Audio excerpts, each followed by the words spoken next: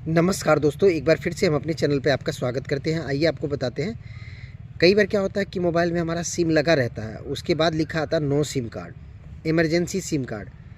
ये सब क्या है, इसके विषय में आज के वीडियो में हम पूरा जानते हैं। नो नेटवर्क आता है, नोट सिम कार्ड इंसर्ट आता है, बहुत सारी चीज़ें आता है। अब ये सब आता कैसे है, इन सब के बारे में आज के वीडियो में हम आपको पूरा जानते हैं।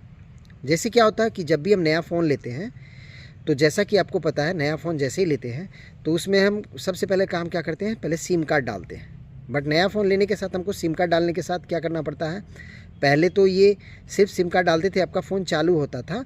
बट आज की डेट में कभी भी हम नया फ़ोन में अगर हम सिम डालते हैं तो सबसे पहले हमें एक जीमेल आईडी डालनी पड़ती है। या तो आपके पास जीमेल आईडी पहले से होनी चाहिए, वही जीमेल आईडी डलेगी। नहीं, आपके पास अगर किसी तरह का जीमेल आईडी है तो आपको एक जीमेल आईडी बनानी पड़ेगी। जीमेल की जगह आप हॉटमेल बना सकते हैं, कोई दूसरा मेल आईडी भी डाल सकते हैं। बट मैं रिकमेंड करूँगा आपको एक जीमेल आईडी ही बनाना पड़ेगा, क्योंकि जीमेल होता क्या है, जितने भी एंड्रॉयड फ़ोन आपके होते हैं मार्केट में, वो एंड्रॉयड फ़ोन ये गूगल बेस्ड फ़ोन है। एंड्रॉयड जो काम करता है वो गूगल पे काम करता है, और गूगल का एक मेल आईडी है जीमेल आईडी। तो एंड्रॉयड फ़ोन के लिए आपको एक मेल आईडी डालनी पड़ेगी, और वैसे आप दूसरी मेल आईडी भी डाल सकते हैं, बट आप एक जीमेल आईडी उसमें डाल करके एक पासवर्ड डाल करके लॉगिन करते हैं। अब जैसे लॉगिन करते हैं तो कई बार क्या होता है, जो आपका सिम काफ़ी पुराना होता है, जो आज से 5 साल पहले जो सिम आ रहे थे, आज जो सिम आ रहे हैं, उस सिम के वर्जन में भी फ़र्क है। जैसे मैं 2025 में सिम लिया था, वो सिम, ये अभी जो सिम आ रहा है मार्केट में, ये 5G सिम आ रहा है। अगर आज से 2 साल पहले लिया आपने, 4 साल पहले लिया, तो वो आपके पास 3G सिम भी हो सकता है, 2G सिम भी हो सकता है। बट वो सिम आपका पुराने फ़ोन में काम करता होगा, बट ये नए फ़ोन में काम नहीं करता। नए फ़ोन में जब वही सिम हम लगाते हैं तो उसमें दिखाता है कि insert SIM card not active, मतलब इस तरह का चीज़ आता है। तो इस तरीके की चीज़ आपको नया फ़ोन जैसे कभी भी आप लेते हैं और आप पुराना सिम डालते हैं तो उसमें आपको दिखाता है कि not active SIM, no SIM, insert SIM. अगर आपको दिख रहा है तो आपका सिम लगा हुआ, अगर सिर्फ इंसर्ट सिम दिख रहा है तो आपका सिम लगा हुआ, अगर इसमें आ रहा है नो सिम, इमरजेंसी सब आ रहा है, तो आपको सिम कार्ड चेंज कराना पड़ेगा। आप यही सिम जो है, जो भी आपका प्रोवाइडर है, जैसे एयरटेल है, वोडा है, BSNL है या जियो है, जो भी प्रोवाइडर है, उसके पास से ये सिम लेकर के जाएंगे, या बता देंगे कि सर हमारा सिम जो है नए फ़ोन में नहीं चल रहा है, तो आपको फिर 5G सिम दे देंगे। 5G सिम के लिए आपको जो नॉमिनल चार्ज वगैरह कुछ लेता है, आपको डॉक्यूमेंट लेंगे, फिर आपको नया सिम एक्टिव करके दे देंगे।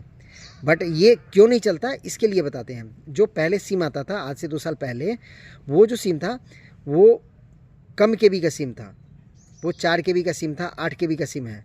अभी जो सिम आ रहा है वो 128 KB का सिम आ रहा है, 64 KB का सिम आ रहा है, तो 256 KB का सिम आ रहा है। जो जितने बड़े बड़े सिम हैं आपके, वो सारे लेटेस्ट फ़ोन में चलेंगे। लेटेस्ट फ़ोन में क्या होता है, कम KB का सिम सपोर्ट नहीं कर सकता। तो जो कई बार आपने सिम डाल दिया ना, तो वो कई बार सपोर्ट नहीं करता, इसलिए उसमें आपको दिखाता होगा नो सिम या no service, no internet connection, ये सब दिख रहा है आपको, तो आपको सिम रिप्लेस कराना पड़ेगा।